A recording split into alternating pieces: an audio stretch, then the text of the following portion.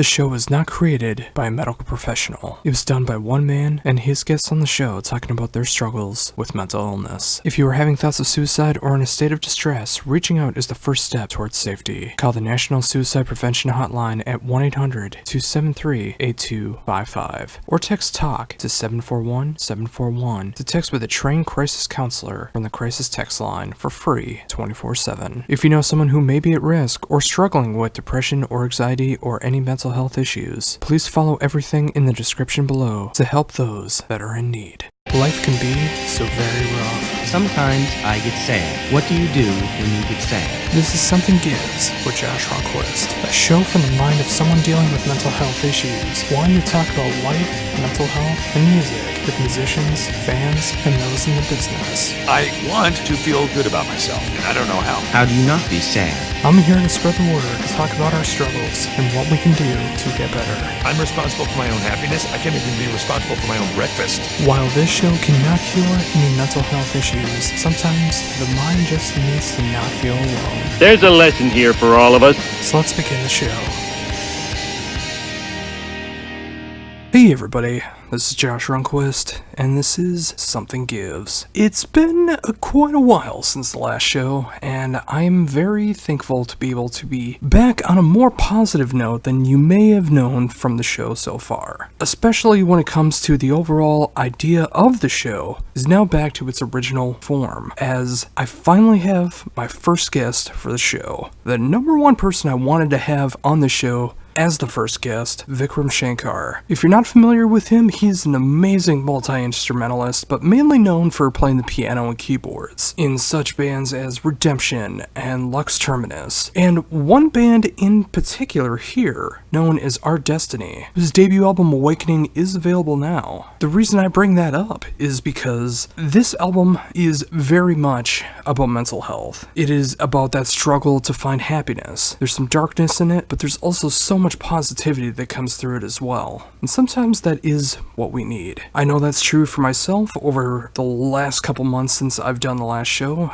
There hasn't been too much to be able to talk about. There's been some more family issues, but it's about stuff that I haven't brought up in the past yet, so that might make for its own show. But I really want to keep this focus on this amazing interview, because Vikram is one of the best guys that I know in music. He just casts off this positivity, whether it's the notes that he's playing, what he's saying, the albums that he's been on, no matter how dark they can get. It's just great to see all these sides of him, and being able to talk to him about Our Destiny, a little bit about the new Redemption album, soon to be starting to get into the writing process in full gear, and so many other things that are possibly going to pique your interest. I know they did for me. But of course, now the main thing, once we really start getting into the interview, is talking about our mental health.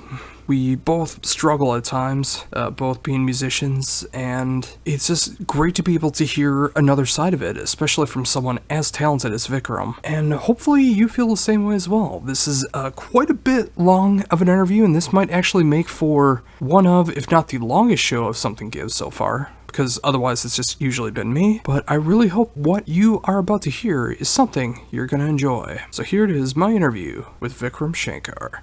Hello? Hey, how's it going? Hey man, how are you? I'm doing great. Thank you very much for taking time to do this interview. Hey, my pleasure, man. Pleasure to be speaking to you. Yeah, it's great to be able to talk again. You know, it's since the last time we've talked, I mean, there's been so many great things that have been happening with you. I mean, almost immediately after we talked, I mean, there was the announcement of Threads of Fate and that amazing EP that came out, and you know, now this year we got Our Destiny, which is easily one of my favorite albums of 2019. I mean, it's great to see how busy that you're staying right now. Oh, thanks, man. First of all, thank you for the kind words about Our Destiny and Threads of Fate. I'm really stoked about both of those, and stoked that people have finally heard what I've been up to with that. And then there's so much more that you don't know about that I'm going nuts trying to complete over on my end. So yeah, it's an insane time. I feel like I have a ridiculous amount of things to say, and I'm gifted with different projects that let me say it. So yeah, in a good place musically, I think. Oh, and it's great to hear that too. And you know, I can tell that's what's going on mentally as well too. I mean, obviously all of us are going to have our bad days and stuff like that, but it's great to to see how positive that you've been saying so much about your musical work, and the overall theme of what Our Destiny is. I mean, the fact that you were able to put this album and this band together the way that you have is just so inspiring. Thanks, man. Our Destiny for me is like, I suppose, my effort to try and say something overwhelmingly positive and just have the entire ethos of the project be positivity and love and connection and friendship and the things in the world that I find the most beautiful and life-affirming, knowing full well that there are many parts of my existence that do not reflect that. But I felt it was important for me to make a project that really encapsulated these parts of me and the things that I hold so dear. And Lauren, of course, half of the project there, and a huge part of making that come to life, because really for me, aside from maybe Annika van Heersbergen, there's no voice I would pick to illustrate pure positivity better than hers. Yeah, and that's such a great way to put it too, because with her voice and your musicality, I mean, it just feels like the perfect antidepressant when you listen to the album. I mean, it's so rich, it's so beautiful, and it's so inspiring. And the fact that you were able to get this all together the way that you have, some amazing guest spots on there as well too, but the two of you working so well together musically, again, that is just so inspiring to see that. Oh, well, thanks, man. I mean, we came together musically before we did personally, so it's always been a big part of what we do together, but really it's taken almost 9 years for us to go from making covers together to making an original album. And there were many points where I thought we would never actually make an album because, my bar for our first album together was going to be so ridiculously high. But what ended up happening is I wrote a good chunk of the album in about 3 days musically, and things just really started flowing once I sat down to do it, because I've always wanted to write these kind of big anathema-style, swelling, anthemic tracks and never had a project to do them with. So once I had that, it's like, oh man, I had all these things I wanted to say, and it just flowed out so organically. And I think the organic nature of what we were doing together was such a big part of it. That's why it's all piano and acoustic guitar and vocals that have reverb, but they're not super electronic or processed sounding. It's just supposed to be an organic, analog expression of life, if that makes sense. Oh, absolutely. And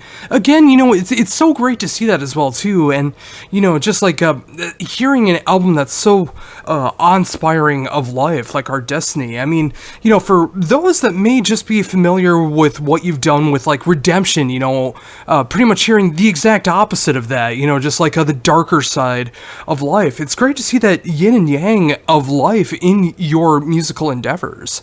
It's important for me to say both. I wouldn't be complete if I only dwelled on the negative, nor if I only dwelled on the positive. And the closest I've ever come to a project that says both is either Lux Terminus or Redemption. But Redemption is, I love playing Redemption. It's a huge honor, but it's Nick's soul, it's not my soul. So the fact that I'm able to say this, myself with all of my own writing is, really a big deal for me, because, these are all parts of my identity, and all I'm trying to do with my music is express my identity in a way that hopefully other people will resonate with. Yeah, and that's so important too, and it's so great that you are able to look at all of these endeavors, all these different projects that you are a part of that have so many different things to say, because as a musician, some people only get one outlet to be able to say what they want to, and there's so many things they want to say that they don't get the opportunity to. And it's so great that you're in this position where, if you want to do something darker, if you want to do something lighter, if you want to do something heavier, if you want to do something more instrumental, I mean, you have all these different outlets because of your amazing musical abilities and the ability just to be able to do these different projects.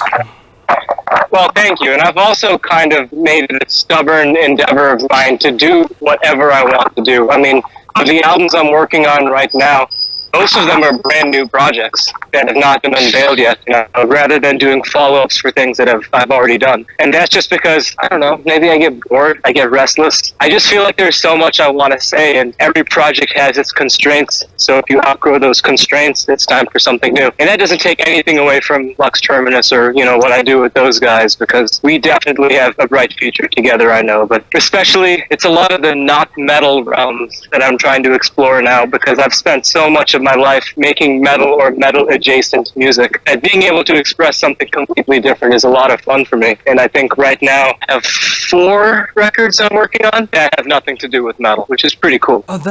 That is just so inspiring to hear that too. You know, as amazing as you do work in metal and you're able to explore all those different sides, the fact that you can stay so busy in different outlets and, you know, still have that appreciation for metal, but, you know, just knowing that there are different routes that you want to take musically and mentally to be able to accomplish what you want to in music, you know, that's just, it's so important for the soul to be able to do that, and I'm glad that you are in that position to do that. Yeah, I mean, it remains to be seen how, you know, a good chunk of my fan base will react to some of the stuff that I'm doing, but it's important for me to be authentic, and there was a big period in this year where I just was not that captivated by 98% of the metal I was listening to, and so me and some close friends, we were listening to a lot of pop music, like modern pop, not old school stuff, and, you know, I've been inspired to write some music like that, but keep some of the cinematic elements going on, so that's one of the projects I have going on right now. It's like a cinematic pop thing, which was so different for me, yet at the same time it's still me.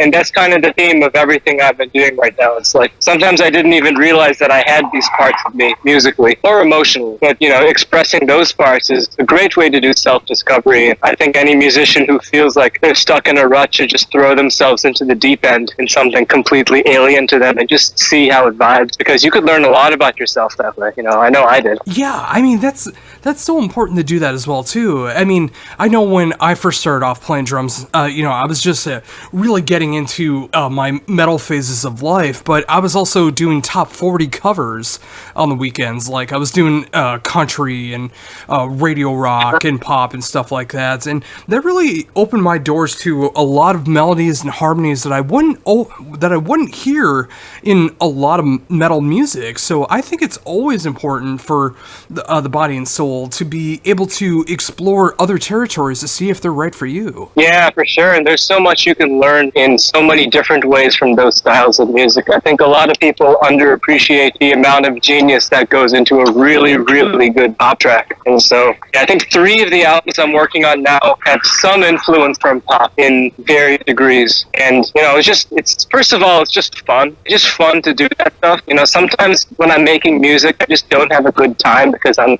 working so hard. And, you know, there is a great virtue in making extremely complicated music. I express myself very well through that. But there are also parts of me that just want to create a memorable melody. And that's its own type of challenge that I think every serious musician should try to wrestle with. Because you won't understand just how difficult it is until you try. And then once you master it, you can bring it into your own styles. You know, how great is it when you hear a prog track with an amazing chorus that sounds like it could be on the radio? It's just so fresh to me to hear that. Yeah, I couldn't agree more. And there is so much more to it than just writing 3 notes or, you know, just like a simple little pattern to that. I mean, it's a way of making it memorable. It's a way of making it catchy. How is it going to fit with the rest of the song? What are the rest of the instruments going to do? How is the vocal melody going to stand out from everything else? I mean, there's so much that can go into a pop song, and it's more than just it being simple. Yeah. And I think a lot of the musical minds I respect the most right now get that, and you can see it coming into their music in really interesting ways. You know, whether it's Devin Townsend or I don't know if you checked out the latest Leprous track. Oh yes, which to me has a pop soul, and I love it. I think it's so genius what they did on that song.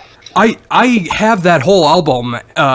I got the promo about a couple weeks ago, and like Our Destiny, it feels like a great antidepressant album because I know he was going through a lot of dark times while writing this album, and you know, a good outlet for him was to be able to write music in a style that was not leprous on a leprous album, and I think it totally paid off. It's gonna throw a lot of people off, and it might even turn some people away, but I think those that are gonna get it are gonna really truly appreciate that album. I think it's just so rewarding for the musicians and the fans alike to try something new. You know, just like the musicians do, fans get stuck in ruts a lot. And it's cool, you have your areas of comfort, and I get that as a fan too, that there's a lot of music that's safe for me, and I'll turn to it, you know, when I need something safe. But to be challenged as well, to be thrown in the deep end as a listener, I think is really rewarding, because then when you fall in love with something new, you understand something new about yourself, and I think that's really cool. And in speaking about that, I mean,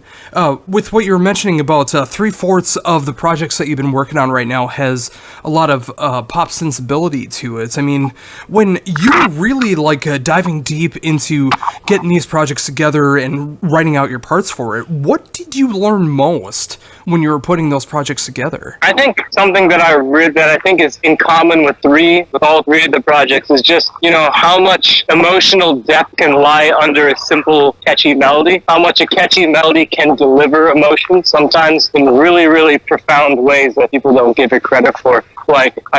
To just pick one of the projects, it's actually formally being unveiled on Friday, which is really freaking cool for me.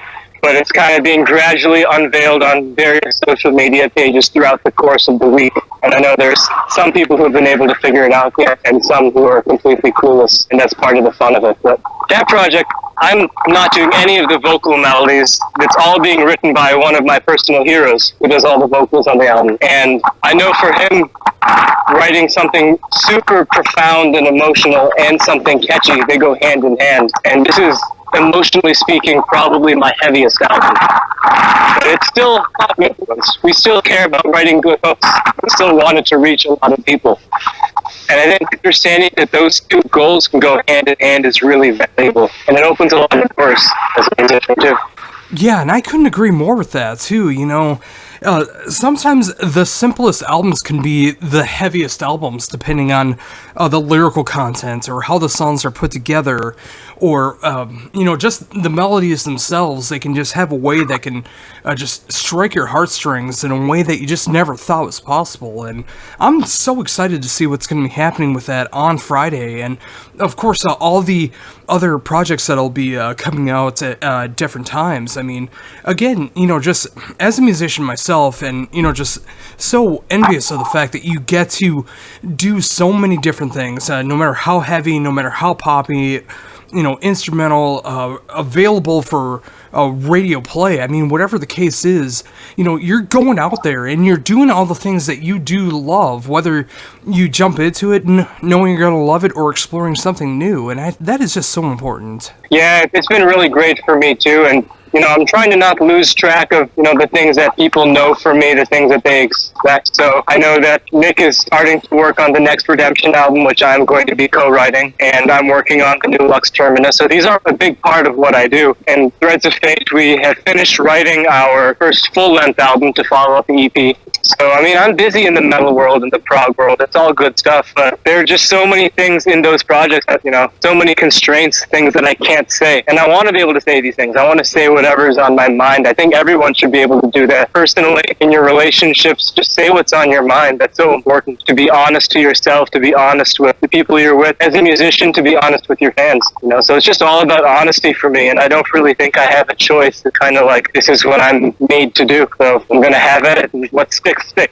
And with it in mind, how is it mentally when you are exploring these different things? Like, when you are experiencing the different yins and yangs of what's going on, it's just like when you're getting into the darker territory.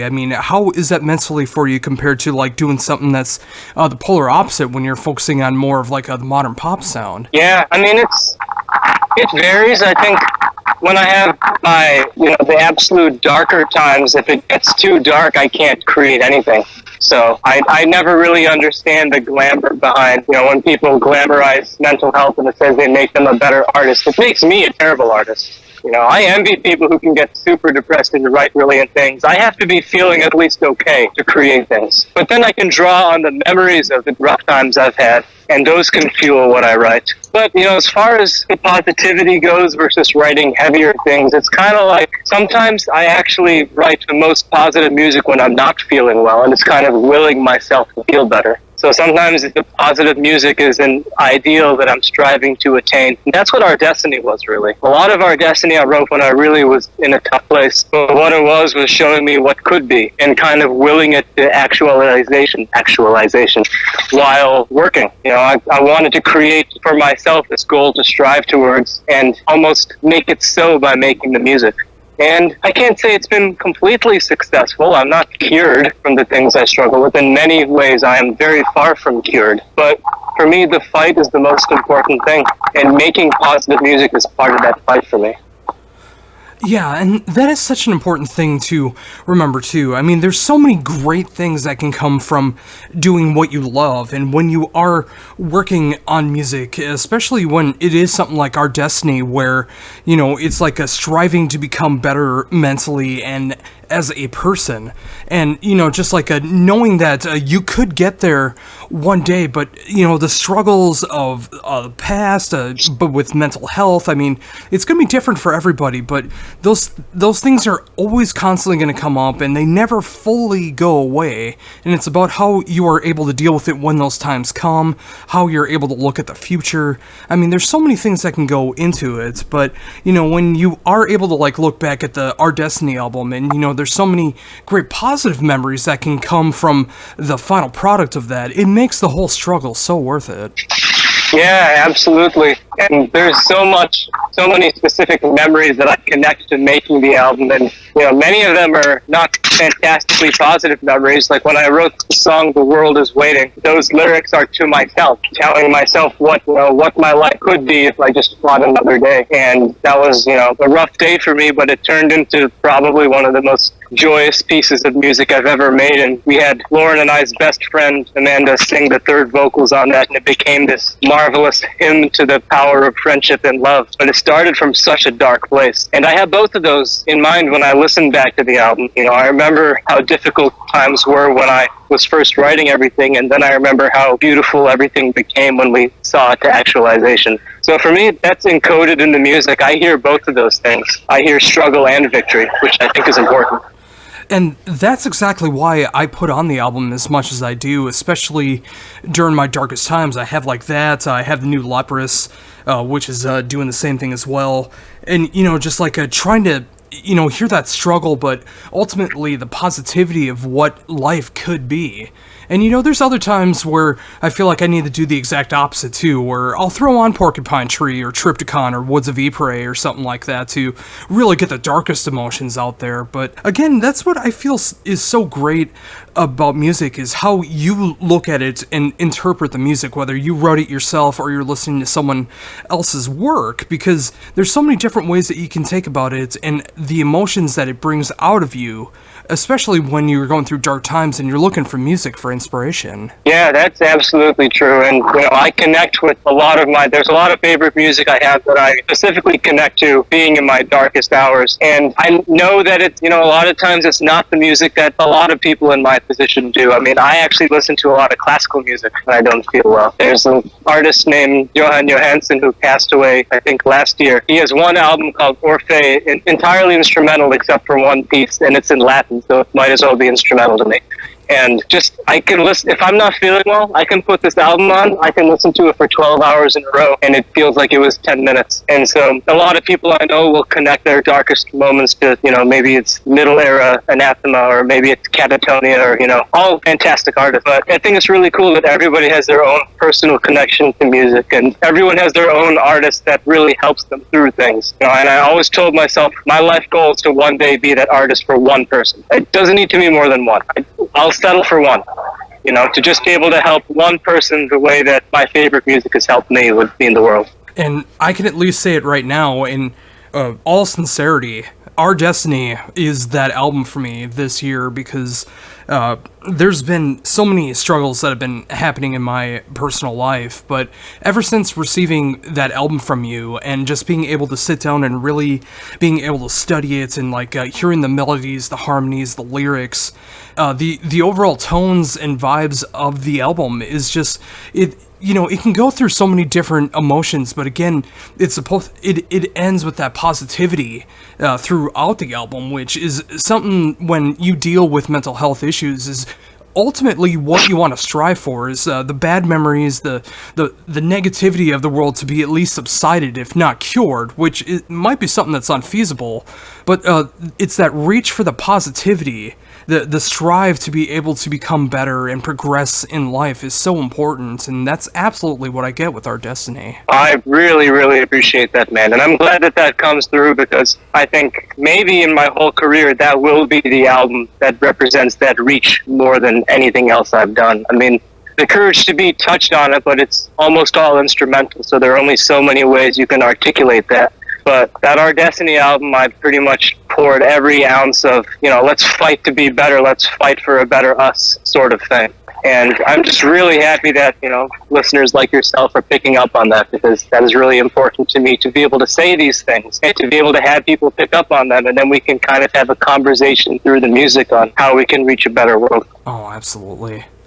So, again, with all this in mind, I mean, with all these different projects and bands and musical endeavors that you are doing, I mean, how is it, like, staying this busy for you mentally? I mean, does it feel overwhelming? Does it feel like there's so much more that you can do? Like, where are you at right now?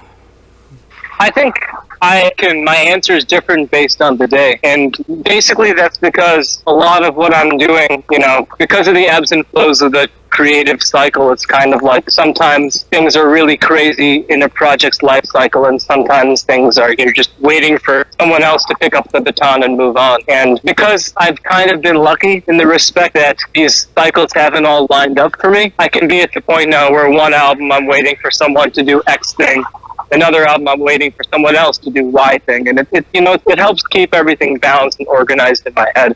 Because one thing I'm really concerned about is, trying to make 4 albums at one time sounds like a wonderful recipe for burnout, and I've been there quite recently. So it's not something that I have any desire to, ever be flirting with, and I deal with enough on a day-to-day basis with my own mental health struggles that I don't need overworking to be adding to that. So I'm really careful, if I feel like I'm going too far in one direction, slam on the brakes for a bit, see if I can take a break from things. And one of those 4 albums I'm working on is my solo album, and I'm on a slam the brakes moment with that, because I finished writing the album and I'm really proud of it. Everything's great, but I just need the time to be right to record it, and I'm not going to do it before the time is right. So I can focus on the other things, and it's all good that way. So it's really trying to do that balancing act of different things is what enables me to avoid going crazy, because I'm very conceivably good. Well, first off, with that, I mean, I'm so happy to see that there is a solo album that will be coming out in the future as well, so you can show off all those different sides of you, which I imagine is that album, just being able to show so many different sides of your personality. But again, just like the main part of that, yeah, burnout is such a huge thing that can happen, especially when you deal with mental health issues, because everything can feel like it's overwhelming. I mean, just getting out of bed could feel like an overwhelming struggle depending on the day, let alone trying to balance so many different projects together. And, there's other days, it's like you couldn't be more excited to start working on these projects. And, it's just like there's so many things that can come with that, and I'm glad to see at least everything, as far as I can tell, is like being staggered out rather than everything being announced at once, so you can kind of put more attention depending on the day on one project rather than feeling like you're overcome with everything at once, because again, knowing full well how that is with mental health issues, I mean, when everything comes at once, it can destroy you, but I'm glad to see everything is getting staggered out. Yeah, doing my best. And the other thing is, when everything is so different, you can very easily get burned out by one avenue and another one seems appealing. And the first true pop soul album I made was this is my cinematic pop album, which I do with my best friend singing vocals.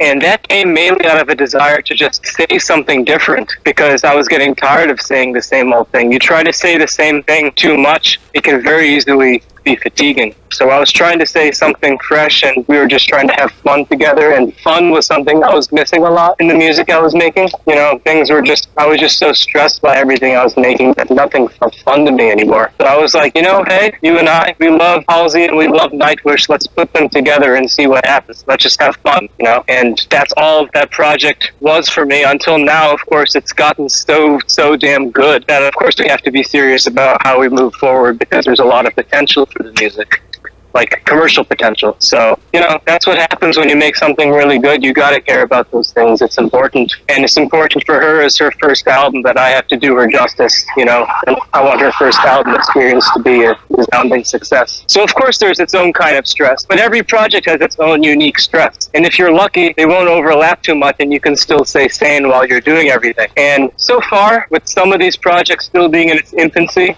I can say that I'm so far balancing things out well. And only time will tell how things go, but I'm optimistic for how things go, at least right now.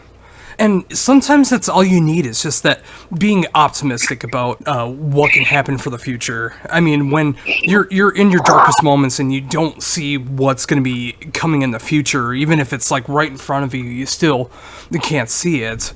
But when that wave goes down and you are able to see forward and see so much potential, so much optimism that can come from what you're doing in life, and so many potential things that can happen. I mean, the fact that you have these opportunities to be able to work on all this different music. I mean, if you were just seeing the darkness through all of that, all of those potential projects that could lead to so much fulfillment, be it financially, be it for the body and mind, there's so many different ways to go about that. But if you only focus on the darkness and you weren't able to see these projects ahead of you, they might have not ever come to fruition. That's absolutely true. And, a big part of what I do is I strive to be optimistic, because that's been a big struggle of mine with, everything in life. But I'll say especially musically. For instance, what's being unveiled on Friday, Genesis was in 2017, and we had it done by 2018. And it's been, a long time waiting for the time to be right with my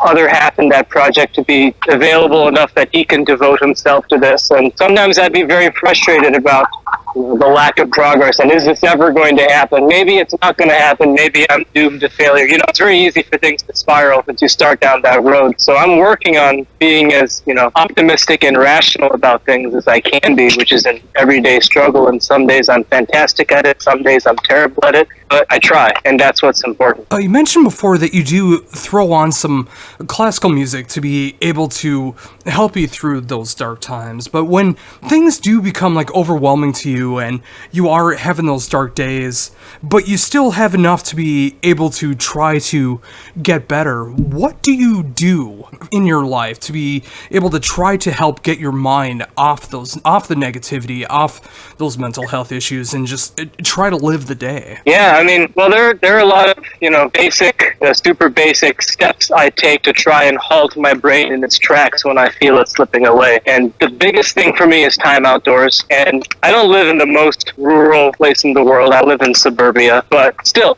being outside, hearing the sounds of the world is so important for me. If I'm not feeling well, I'll go take a walk around the block, or maybe I will just sit outside on my porch or something, just listen to the world. And that helps me so much, because it's so easy when you're trapped in your home, trapped in your studio, in your office, wherever you are, and then all you can see is your four walls, and start to feel like a prison. So for me, it's important to break beyond those four walls. And then I'll have certain people I talk to, people I trust, will be there to listen. And for most of my life, I had very little of that. I am fortunate now to at least have a couple people I can count on to do that with. And, most people, if they are close enough to you, they will be willing to listen to what you have to say. So I find it's really important to trust in that, and that's a big way to break out of the four walls of your mind, which can be just as much imprisoning, and then all your thoughts get amplified, and it's a very easy way to spiral that way. Just talking to someone is a big help for me. And then, try to treat myself in as many good, reasonable ways as there are, maybe get a nice bite to eat or something. All these little things that just remind you that, life is bigger than your issues, because that's the biggest thing I struggle with sometimes, is that my issues feel like my entire life. But if I can break beyond the four walls of my brain and actually try to do something nice for myself, and it's like, oh, okay, things aren't so bad. And usually that works, although it will take a lot of time sometimes. I might have to invest a whole day just to break beyond the four walls of my mind. But normally, if I'm perseverant enough, I can make that happen. Again, it's just, that's so inspiring that you are able to get those moments, and you are able to find those outlets to be able to do what you can. I mean, whether it's a little bit of physical activity, just even just taking a walk around the block, or getting some food, or going to people that you do trust with your problems, whether it's just a vent, or they can give you advice, or you're able to share stories so you just don't feel alone. I mean, there's so many ways that you can go about these things, and I'm glad to see that all of those things are so positive. they end up working. I mean, it varies on its efficacy, and sometimes, I'll start feeling like crap at the beginning of the day, and by the end of the day, I'm maybe 2% better. But, that 2% makes a difference. Sometimes that's the difference between getting some work done and not getting some work done. So for me, it's always worth trying. No matter how bad things get, it's always worth trying something. Making yourself feel a little bit better. Sometimes you have to kind of fake it till you make it. But, for me, at least, that's a proven strategy. It works if I fake it till I make it, as far as my mental health is concerned. So I just have to remember that, and it's really hard sometimes to remember that. But, anyone who's dealing with these things, it feels so trite to say, just try. But sometimes it's as simple as that. At least that's been my experience. Everyone's experience is different, of course. Oh, yeah. And, I definitely see both sides of the fence with that. I mean, there are some times where it's just try. Like, right now, with where I'm at, and I work from home here, doing stuff like this, and, it's just like, it can feel imprisoning at times because, it's like the four walls, both physically and mentally. But I do have, like, a sliding door right now with a little bit of a patio, and I'm looking at trees, and the sun's shining right now, and it's great to see life like that while I'm here working as well, knowing that the outside world is just a couple feet away from me, and after I'm done with work, I can go out there and just explore that world. And there's just so many great ways to be able to go about that, and just to try. But also on the other side of that as well too, it's just like sometimes your mind will just not allow you to try. Like, you just want to be able to shut off the world, even just for a little bit, and it's just trying to reboot so you can make it through the next day. So yeah, I totally see both sides of that. But when you do try, it is always more successful than just like sitting there, because when you try, at least you're trying to accomplish something. Yes, that's completely true. I mean, I remember just a couple of days ago, I was having a super rough day, and my best friend was like, hey, why don't you go to GameStop and pick up a game. And it was just, I was like, at first in my brain, I was like, screw you, I don't want to leave the house. I want to sit here and be miserable. But, I understand the logic behind, if you go out, you do something productive, buying yourself a game is treating yourself, so you're also doing yourself something good. You will eventually feel better. I left the house, sure enough, a few hours later, I was feeling better. So, first of all, it's important to know that, and second of all, I think it's important, if you're fortunate enough to have people in your life who will remind you of those things, to use them as a resource, Sometimes it's so valuable to just be able to trust someone else to have your best interests at heart, because I find in the thought of my mind, it's very easy for me to lose focus on what is actually best for myself. Yeah, I couldn't agree more with that. I mean, some people are fortunate enough to be able to have them as a partner. Some people are able to have them as a really good friend, or some people are able just to reach out online, and they're able to see that other people do care about them. I mean, there's so many different ways to be able to look at that avenue of people reaching out to you, and or you reaching out to them as well. I mean, sometimes it goes both ways. But, just like those outlets of just not feeling alone are just so important. Yes, that's absolutely true. And sometimes, of course, it's great if it's a physical connection. It doesn't have to be a physical connection. It can totally be online, as you mentioned. Sometimes you can just create, join an online community or something. Maybe you'll be active in forums, or if you're doing Discord, or, whatever it is. These ways to break beyond your own barriers can be very powerful if you're not fortunate to have these connections in person. And I personally have very few connections in person. So, I have to try extra hard to achieve a sense of connection with other people and use the internet. And the internet can be so beautiful for that, social media, which is how I met my partner as well. So, I mean, it's a fantastic tool, and it can really bring people together. And I think people should have the courage to use that tool when they're not feeling well. I mean, of course, you're not always going to have success with that, but it's always worth trying. Yeah, and that is just so important as well too. I mean, very similar to you. That's also how I found my partner as well, through online. And over the last couple of years, I've been reaching out online and just even talking about my day, how my mind is going right now. And I'm able to see a lot of people reach out to me either through messages or comments, or they're calling me, or whatever the case is, just checking up to see how I'm doing, sharing their experiences as well. It's just those connections with other humans and human life life is so important, because when you are feeling those dark times, it does feel like there's no one else in the world that can ever understand what you're going through. But when you do reach out, even as much as just trying to talk to somebody, you'll realize that even though it's very different experiences, the emotions can very much feel the same, and there's so much relativity in the world that you can relate to. That is so completely true. I mean, it really is. And also, I do believe that fundamentally most people are good, and most people are caring, and most people want to help you out. And I think it's easy to forget that. But, if you just try, give someone a shot, see how they take it. I feel like most people who have not done that would be pleasantly surprised. Oh, I couldn't agree more. And going back a little bit with what were you talking about when you're having a bad day and you were told to get a game over at GameStop. I gotta know, as a fellow gamer, what did you get? I walked away with, I'm embarrassed to say that I own Skyrim, walked away with that. Tomb Raider and Mass Effect Andromeda was what I walked on with. Oh, that's so cool. I mean, three very different, distinct games, but yeah, I mean, especially with the former of all of those. I mean, there's so much that you can get lost in that particular game, and then the other ones as well too. I mean, Tomb Raider being more linear, but I know Mass Effect is very non-linear, and you're able to just explore that world as well. And that's a great thing with gaming, especially with the open world format, is you can kind of transmit yourself into another world, and you just get to experience something else from like that third person, and you're able to just escape those problems, even just for a little bit, just seeing what other worlds can be like. And it's so cool to see that you were able to pick up games like that in three very different ways. Yeah, that's absolutely true, man. I mean, I just finished the Mass Effect trilogy a few weeks ago, and I started playing that at the encouragement of the same friends. It's their favorite game series.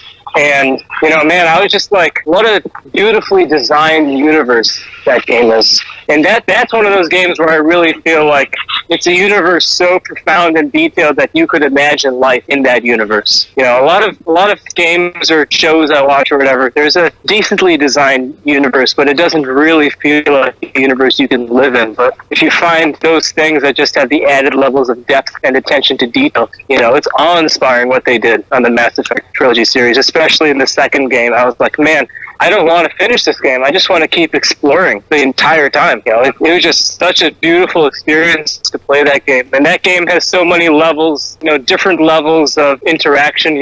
There's great combat, there's great intrigue, but there's also a great emotional, romantic plot as well, if you're interested in that. And it's so cool to be able to, like life has all these different levels to it as well. So I found that a really moving game experience.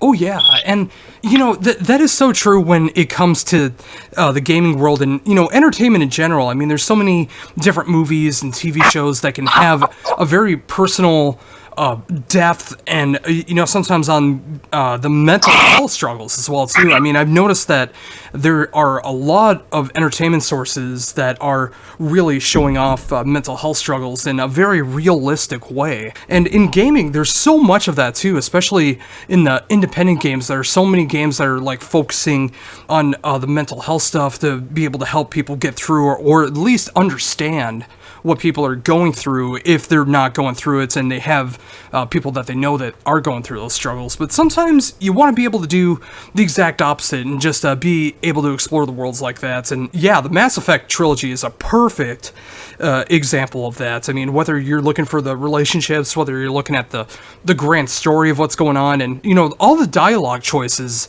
in there too, because there's so many different ways you can approach it. Like you can be a complete jerk through the game, you could be the hero through the game. There's so many different ways you can go about it, and that's such a great thing with that trilogy. Yeah, it's super cool, and it's super cool that you can be authentic to who you are, and you can also be someone completely different while playing the game if that's what you choose.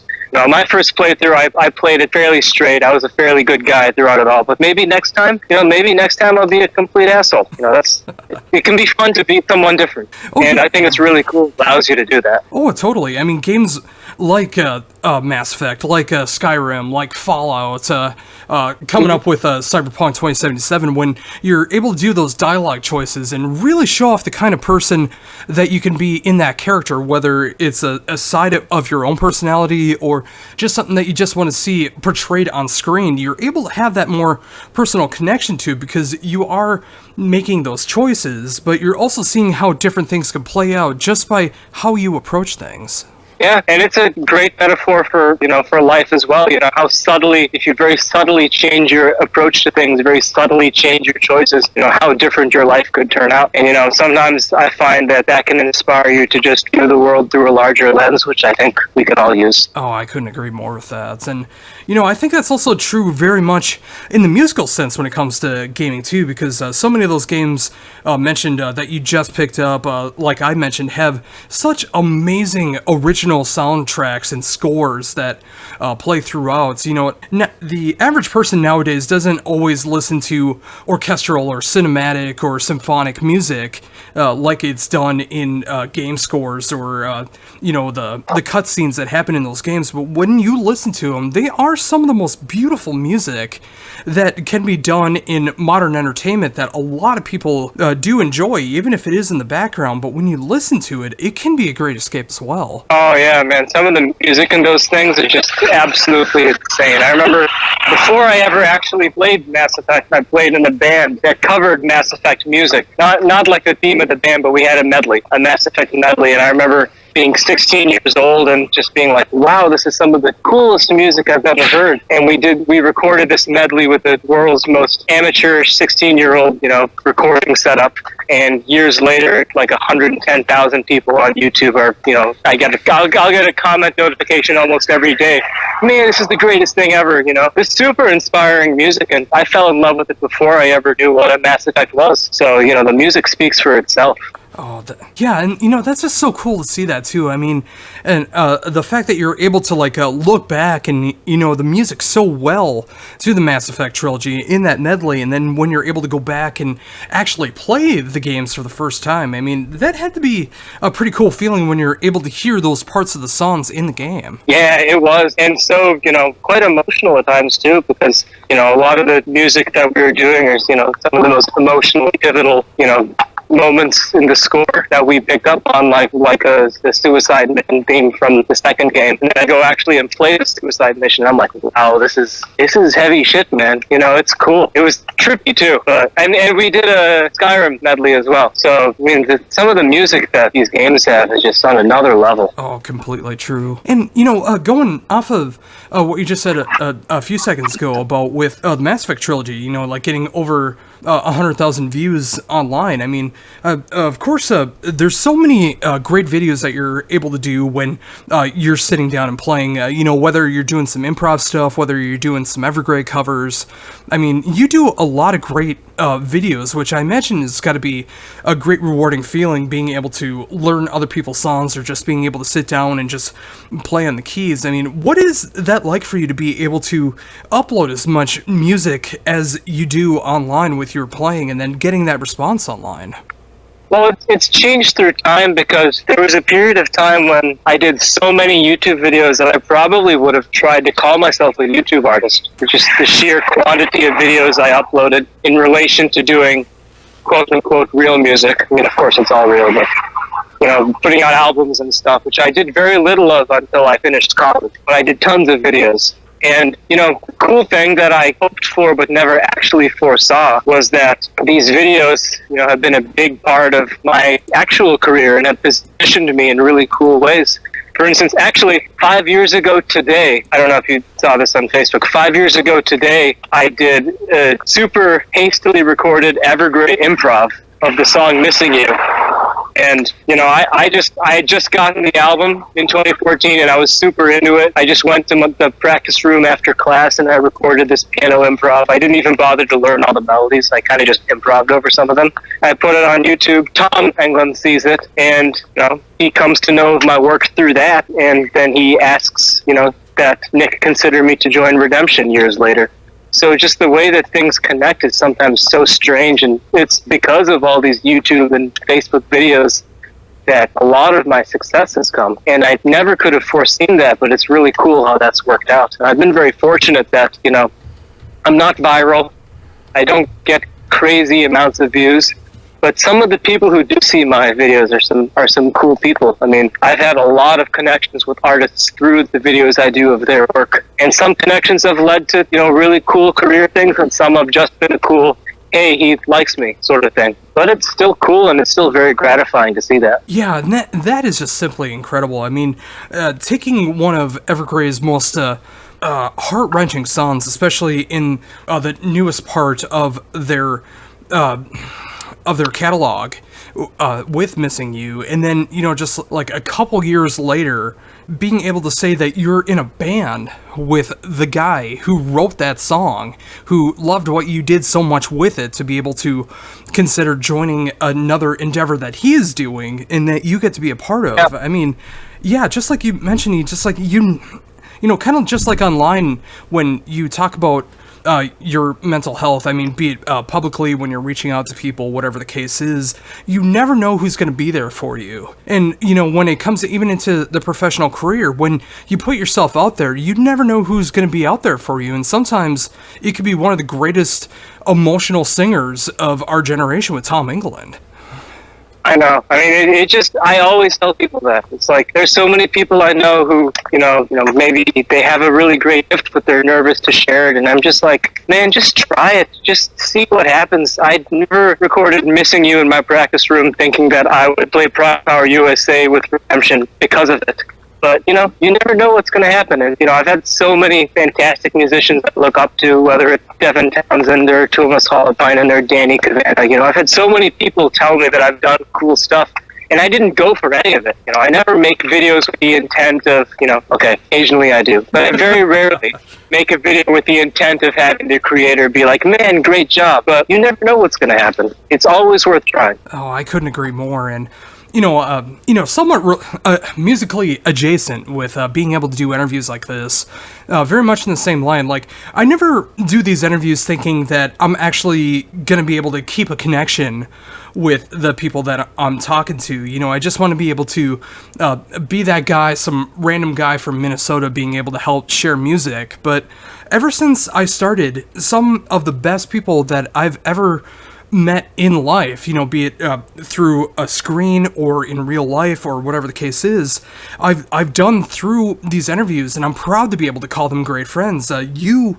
as well too. I mean, with your amazing ability with what you do musically, your open honesty about what's going on with mental health, and, you know, just being able to reach out with each other the way that we have too. I never would have imagined that would have happened from us talking, but, you know, sometimes it takes those connections, you know, be it a prim and proper interview or just being able to reach out as a friend. I mean, those connections are so important, and like I said, you just never know how that's going to happen, but it's such a great feeling if it does happen. That is absolutely true, and I really do believe that if you put yourself out there enough, it will happen. You can never predict what will stick, but I really do think that, nothing, everything is to be gained by putting yourself out there, and very little to be lost. So whether it's personal things or career things, or, the people I know who view music through the lens of being a fan, so maybe they're not trying to do this as a career. Still, you may still get your favorite artist saying that he loves you. And, that's a freaking cool thing, and you never would have gotten that if you hadn't tried. So it is always worth trying. Oh, absolutely. And, again, it's so awe-inspiring with everything that you've been able to accomplish, especially since you started getting the online notoriety with what you do, and, all these different amazing musicians that you've been able to work with, everything that will be announced in due time. All those great musicians that you are currently working with, and everything that's going to happen in the future as well, whether it's your favorite musician just looking up music on Spotify or YouTube and they come across your work, or just from the connections, like someone that you work with in a band knows someone that you really admire and you're able to make a connection that way. Just putting yourself out there, musically, business-wise, to be able to accomplish those things, or putting yourself out there openly and honestly about if you're having mental health struggles, because, that is still looked at as a stigma, but it's so important to be able to break out of that too, because your favorite musician, someone that you admire, might be going through similar issues, and you might be able to make a connection that way. And like you said, if you don't put yourself out there, those connections may never happen. Yeah, that is absolutely true. And these connections can be a big part of what keeps us going in our darkest times because, no one wants to fight alone, but I really don't believe you ever have to. But it's through making these connections, and sometimes it's the most trivial connections, a couple comments here, and that's the extent of the interaction, but it can still change the course of your day. So, really, that's the other thing that, it doesn't matter how trivial these interactions can be, just having interactions and connecting with other human beings that you respect and admire, look up to, or colleagues, it really doesn't matter. Being able to have connections with other people is so valuable. Oh, it's so true. I mean, whether it's someone that you kind of talk to who just shares a meme online with you and you get a little giggle out of it, or it can be someone who comes across your cover of one of his works and then a couple years later you're able to be in a band together. I mean, there's so many different ways that things can come across that way, but yeah, I mean, it's so important to be able to live life because as long as you're here, you always have an opportunity to try to get better. I mean, there's no guarantee that things are going to go the way that you want them to. But as long as you keep going out there and you keep trying, you never know what positivity could come out of it. Yeah, I absolutely agree with that, man. Oh, awesome. Well, I think that's actually a really good spot to be able to end on, and I thank you so much for taking all this time to be able to talk to me about everything that's going on in your world right now. I mean, all these upcoming projects are soon to be announced, one of them coming out this Friday with the announcement, everything that's going on with your solo work, everything that I'm sure will be happening soon with Redemption and Lux Terminus, maybe something with Our Destiny if the time comes down the road again with another album or EP or whatever the case is, and of course being open and honest about your mental health, what you do to get better, how you reach out. I mean, all those things are just so important. And, with your musical ability, it's so great to see the notoriety that you do have, even though it's not the viral sensation that some people have. There are so many people that look up to you because of your ability. And hopefully when they hear something like this, and if any of them are able to connect and they're able to see that there are reasons to continue to keep trying, I really hope that our conversation has helped them to be able to continue going forward because there's so much more life to live. I really appreciate that, man. I appreciate your kind words and taking the time to talk. And it would be lovely if, even a couple people can listen to this and go, hey, man, I didn't know he dealt with that. That's really cool that he's sharing this stuff because, I believe that none of us are alone. And I really think it's important that people know that there are people who have their experiences and they're fighting the same fight you're fighting. So we can all have solidarity together at the very least, if not being able to transform each other's lives. I think that can be a very powerful tool for all of us living better lives. And welcome back. Thank you for sticking around and checking out this great interview with Vikram Shankar. And make sure to check out everything that he does, be it Redemption, be it Lux Terminus, be it Our Destiny, or anything that will be announced in the future. Wink wink, nudge nudge. And thank you for sticking around and checking out Something Gives. Next episode might be going back into what's been going on in my life lately, although it might not. I really hope the idea that I have for this show, being able to talk to other people about their mental health struggles, will continue on because this is what I really wanted the show to be about. And I love what happened in this interview. Make sure to keep up to date with everything I do as Josh Runquist and That Drummer Guy. Go to thatdrummerguy.com/somethinggives. Keep up to date with every episode of Something Gives. And until next time, this is Josh Runquist saying see ya. This has been Something Gives with Josh Runquist. Tune in next time where we continue the discussion of mental health, music, and life in general. Make sure to check out all your favorite social media sites to follow what I do as Josh Runquist and That Drummer Guy. And until next time, just remember, it's always worth it. Hang in there, stay positive. It's worth the fight.